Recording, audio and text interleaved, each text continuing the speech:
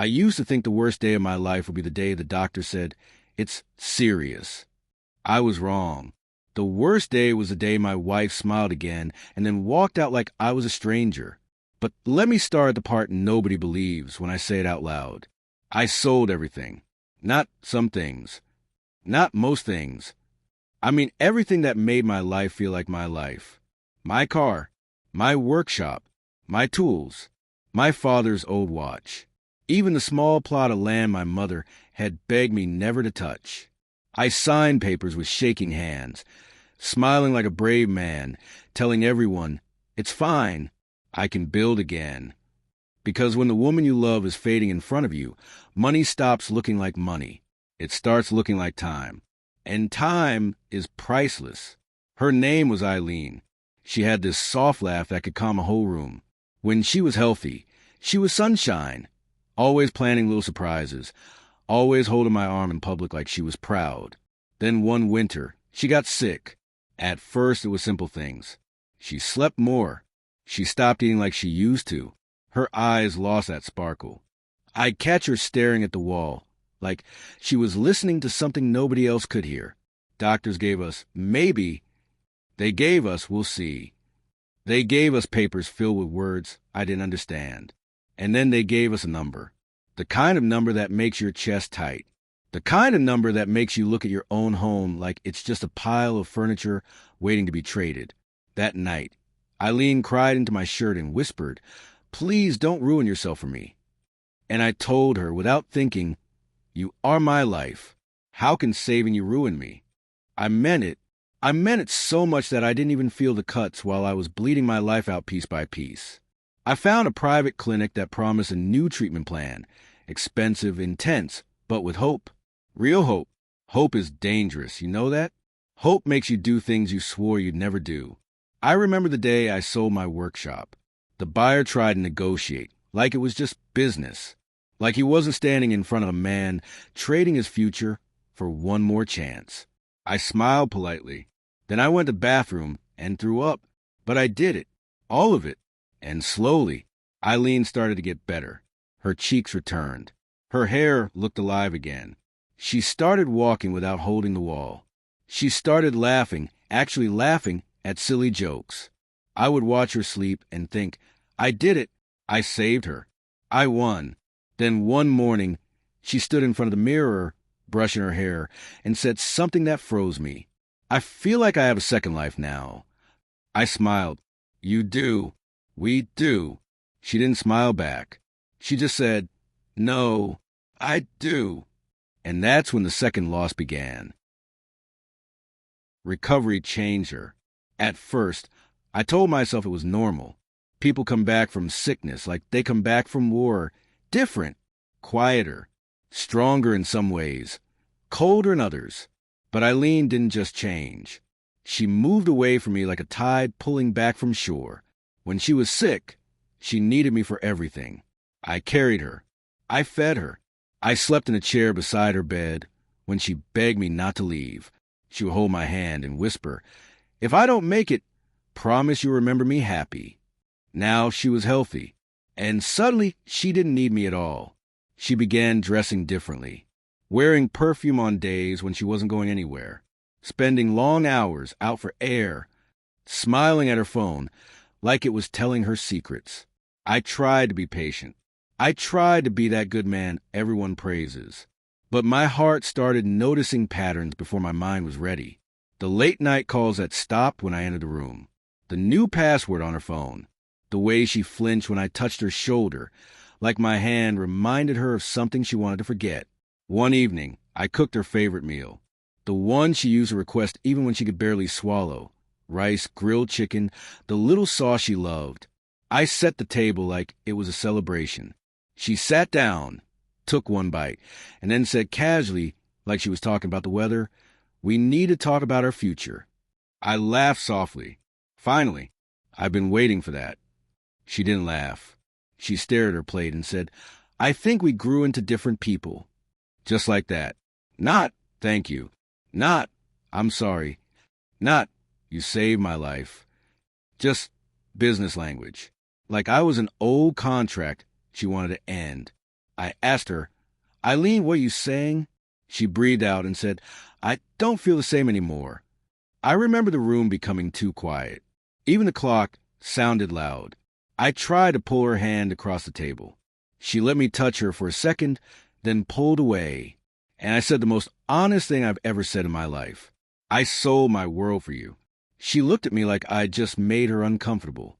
And she said, "I didn't ask you to do that." That sentence hit harder than any punch. Because it wasn't just cold. It was unfair.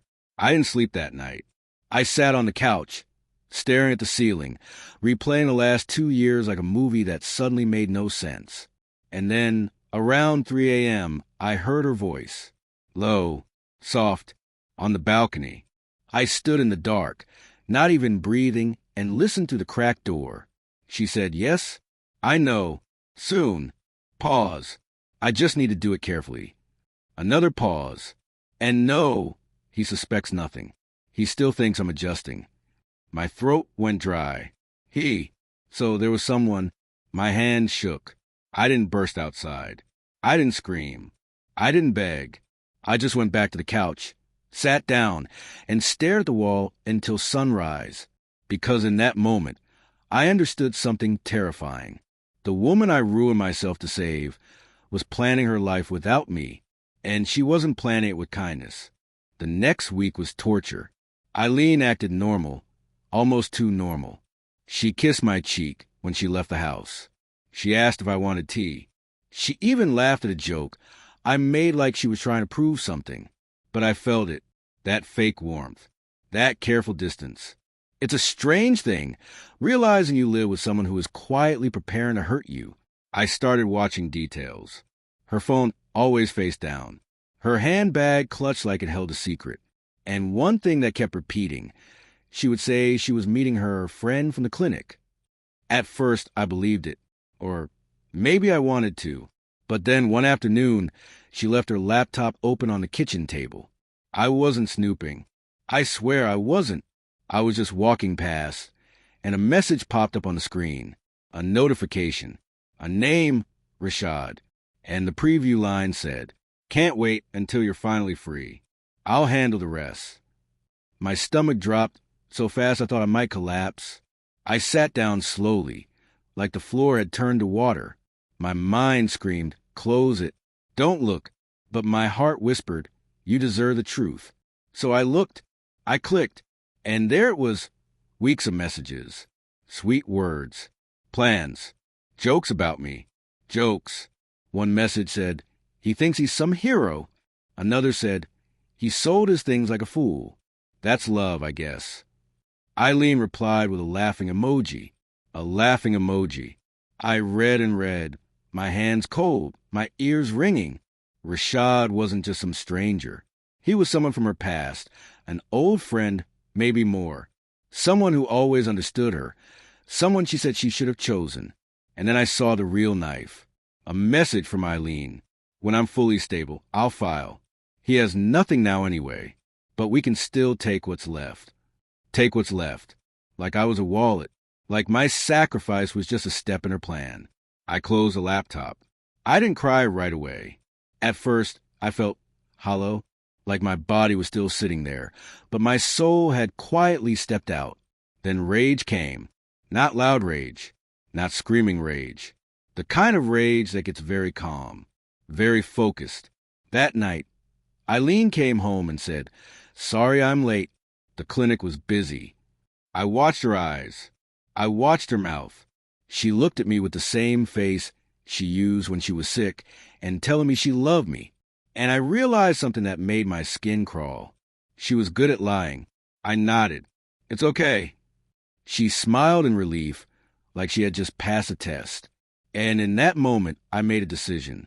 I wasn't going to explode. I wasn't going to beg. I wasn't going to fight like a wounded animal. No, I was going to do something harder. I was going to let her think she was winning. Because sometimes the best way to catch someone's real face is to hand them the mirror and wait. So I started playing my role. The loyal husband, the clueless hero.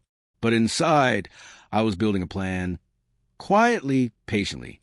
A plan that would not break any laws. A plan that would not involve violence. A plan that would do the one thing betrayal hates most. Expose. The next month felt like acting in a movie where I was the only one who knew the ending. Eileen started spending more time outside. She said she needed space. She said recovery made her feel trapped. She said she was finding herself. I nodded like I understood, but I watched. I documented everything. Not like a spy in a film, but like a man protecting the last pieces of his life. Dates, times, where she said she was going. And I did something else too. I got help. I met a lawyer. Not a loud, dramatic one. A quiet man with tired eyes who had seen too many stories like mine. He listened as I told him everything about the sickness, the sacrifices, the messages. When I finished, he leaned back and said, "You need to stop thinking with your heart. You already paid with it." I swallowed. "What can I do?" He said, "First, protect what remains. Second, gather proof. Third, prepare for a fair outcome." I asked, "Fair?" He looked at me like I was naive. Fair is not what you get in divorce. Fair is what you fight for. So I started following his advice. I checked our joint accounts. I checked payments. I checked any loans that still carried my name. And what I found made me feel sick all over again. Small withdrawals. Small transfers. Not enough to notice quickly, but enough to add up over time. Eileen was moving money. She was preparing an exit. And I realized something brutal. She wasn't leaving because she grew into a different person. She was leaving because she wanted a new life, funded by the ashes of my old one. One night, she mentioned casually, "Maybe we should sell the apartment. It's too full of memories." My throat tightened. "Why sell?" She shrugged. "We could start fresh. Somewhere nicer.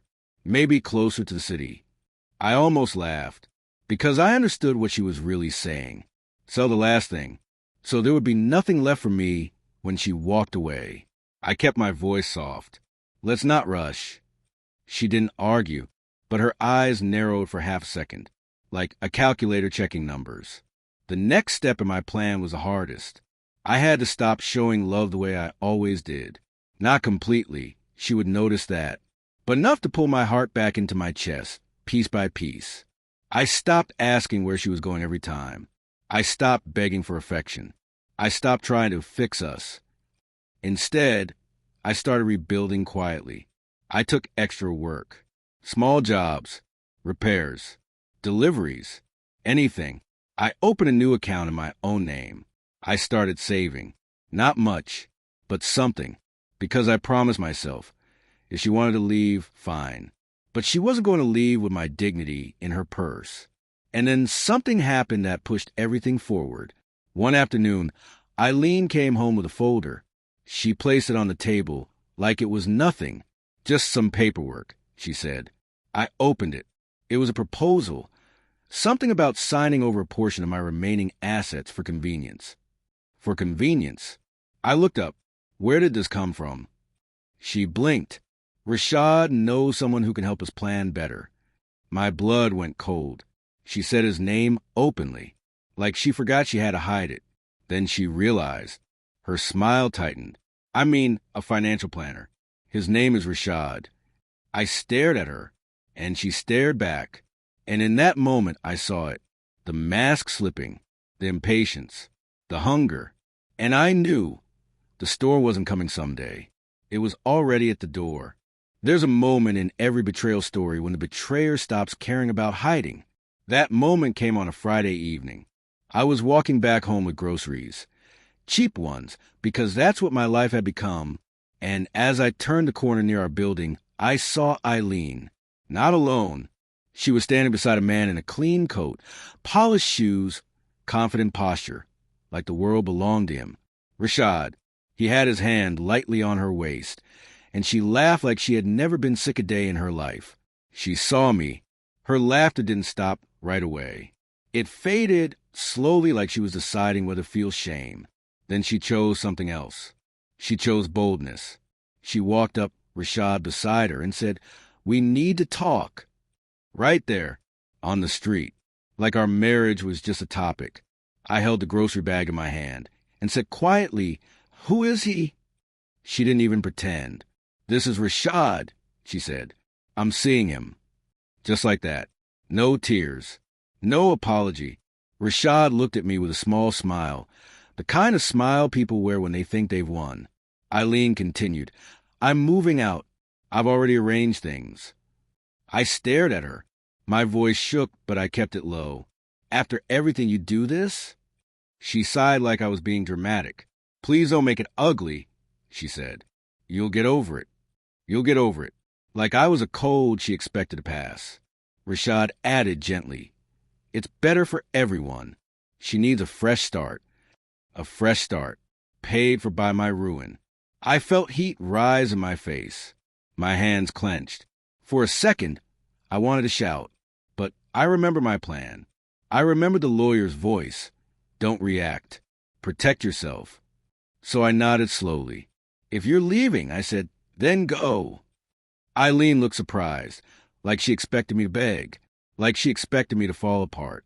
Rashad's smile faded a little. Eileen recovered quickly. Good. We'll handle the paperwork soon. Then she turned and walked away with him, her hand slipping into his like it belonged there. I went upstairs, put the groceries down, and sat at the kitchen table. And then I cried, not a loud cry, a silent one, the kind where your chest hurts because your body is trying to hold back the sound. I cried for the man I used to be. I cried for the workshop I sold. I cried for my mother's land. I cried for the nights I slept in that hospital chair, thinking love meant loyalty. And then, after the tears, something else came. A strange calm, a sharp clarity. Because I realized she didn't just break my heart. She tried to erase my worth. And I knew the next part of the story had to change. Not with violence. Not with revenge that ruins my soul. But with justice. With truth. With consequences. I picked up my phone and called my lawyer. He answered, and I said, It's happening. She's with him. She's leaving. He paused. Do you have proof? I looked at the screenshots I had taken from her laptop, the bank records, the messages. I swallowed. Yes, I said. I have everything. He said, Good. Then you're not the victim anymore. You're the one holding the rope. And for the first time in weeks, I felt like I could breathe. People think revenge is about making someone suffer. But I learned something. The cleanest revenge is letting someone face the truth they try to hide. I wasn't going to chase Eileen. I wasn't going to threaten Rashad. I wasn't going to ruin myself again. Instead, I made a plan with 3 steps. Step 1, protect what was left. I changed passwords. I separated accounts. I froze anything she could touch without my permission. I followed every legal process carefully. No drama. No insults. Just action. Step 2, build a case. My lawyer helped me organize the evidence. Messages. Money transfers. The paperwork she tried to trick me into signing. We also found something else. Rashad wasn't just her new love. He was involved in the financial planning she pushed at me. And that planning? It was suspicious. We checked his background through legal channels and discovered he had a history of questionable deals. Not criminal charges, but complaints, bad reviews, people saying he manipulated them. Eileen thought she was upgrading, but she was walking into another trap, just a prettier one. Step 3, control the story, because betrayal loves silence. And Eileen was counting on me being too embarrassed to speak. In our circle, people knew I had done everything for her. They had seen me selling things, working extra, carrying her through recovery. If she left quietly, she could rewrite the history. She could say I was controlling. She could say I was cold. She could say anything. So I did something simple. I told the truth. I didn't post a rant online. I didn't humiliate her in public. I invited both families to a meeting, a calm meeting.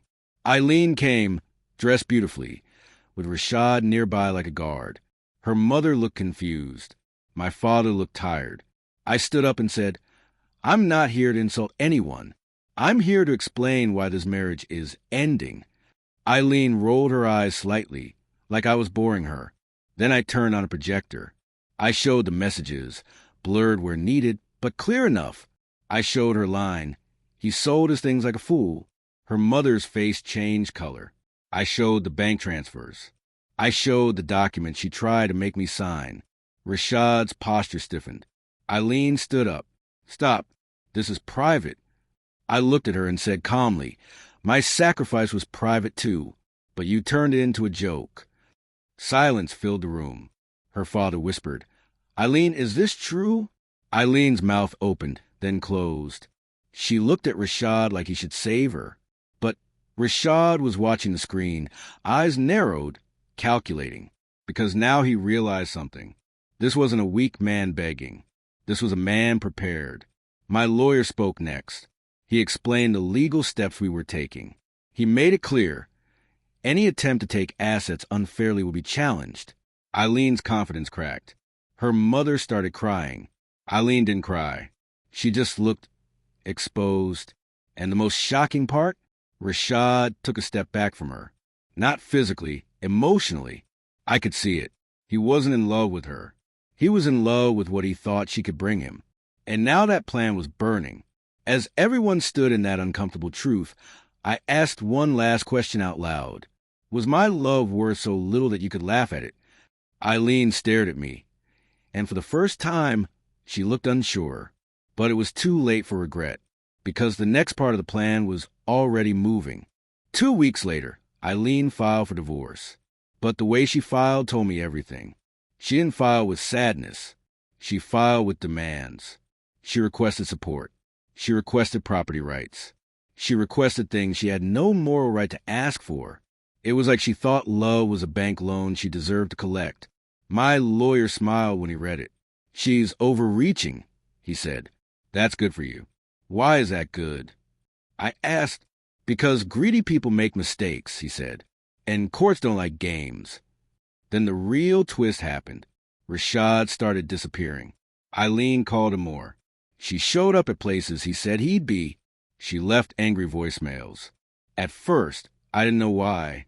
Then my lawyer called me one evening and said, Remember Rashad's financial friends? They're being investigated. I sat up. Investigated? He said, Some clients file formal complaints. There's attention now, and Rashad's name is connected. I didn't celebrate. I just felt a quiet sense of justice forming, like a wheel finally turning. Eileen tried to reach me that same night. She called 3 times. I didn't answer. Then she texted, We need to talk. This is getting complicated. Complicated. That word again. Like I was a folder she couldn't organize. 2 days later, she showed up at my door. Not dressed beautifully this time. No confident smile. Her eyes were tired. Her voice was sharp, but shaky underneath. Why are you doing this? She asked. I blinked. Doing what? She stepped forward. You're ruining my life. I almost laughed, but I didn't. I said, Eileen, I didn't ruin your life. I saved it. She flinched. I continued, You ruined the marriage. You chose him. You chose greed. Now you're facing consequences. She shook her head. Rashad he's under pressure. People are calling him. He says you're behind it. I looked at her, honestly surprised. You think I can control investigations? I asked quietly. No, I only control one thing. I stopped letting you take from me. Her eyes filled with tears, not love tears. Fear tears. Please, she whispered. Can we settle quietly? I watched her, and my heart did something strange. It didn't hate her. It just didn't trust her anymore. I said, We'll settle fairly. Legally. That's it. She stared at me like she didn't recognize me.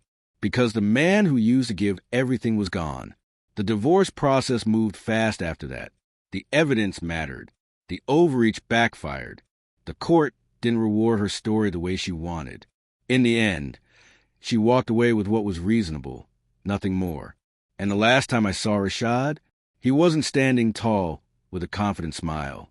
He was keeping his head low, rushing through a parking lot, avoiding eyes like someone who suddenly realized the world can watch back. Eileen tried to text me again after it ended. Just one message. I didn't think it would turn out like this. I stared at it for a long time. Then I typed one line back. It turned out exactly like you built it. And I blocked her. People always ask me, do you regret saving her? That question is a trap. Because if I say yes, I sound heartless. If I say no, I sound foolish. So I tell them the truth. I regret that I saved her and forgot to save myself. I spent so long believing love means sacrifice that I didn't notice when sacrifice became permission. Permission for someone to use me. Permission for someone to laugh at my pain. But here's what I learned. Something I wish I could whisper to the old version of me sitting in that hospital chair. Love is not proven by how much you lose. Love is proven by how much you are respected while you give. If someone truly loves you, they don't watch you burn and call it romance. They don't take your last coin and then say, I didn't ask you to. They don't heal and suddenly treat your loyalty like a weakness. After the divorce, my life was quiet. Too quiet. At first, the silence felt like punishment. I would come home, look at the empty space where her shoes used to be, and feel a tightness in my chest. But slowly, the silence became peace. I rebuilt my work one small job at a time. I didn't get my old workshop back, but I found a small corner in a garage, then a bigger space later. I bought new tools, not fancy ones, just honest ones. And every time I tightened a bolt, every time I fixed something broken, I felt like I was fixing myself too. The strangest part? I stopped missing Eileen. Not because my heart became stone, but because I realized the person I missed was the person she used to pretend to be. I also did something I never expected. I took a portion of the money I earned after rebuilding and donated it to a clinic fund, not in her name, in mine, because I wanted my story to end differently than her betrayal wanted it to. I wanted my pain to become something clean, something useful. And yes, sometimes I still think about her, not with anger, with a quiet sadness, because I can't imagine living with a heart that laughs at sacrifice. That must be a lonely way to exist. So here's the moral, simple but real. Be loyal, be loving, be willing to sacrifice, but never, ever confuse love with self-destruction, because the right person will never ask you to break yourself to prove you care. And if someone heals and then leaves you like you were just a stepping stone, let them go, not with violence, not with bitterness, but with your head up, with your truth in your hands. And with one final lesson, the best revenge isn't ruining them. It's rebuilding yourself so, well, they can't recognize the life they threw away.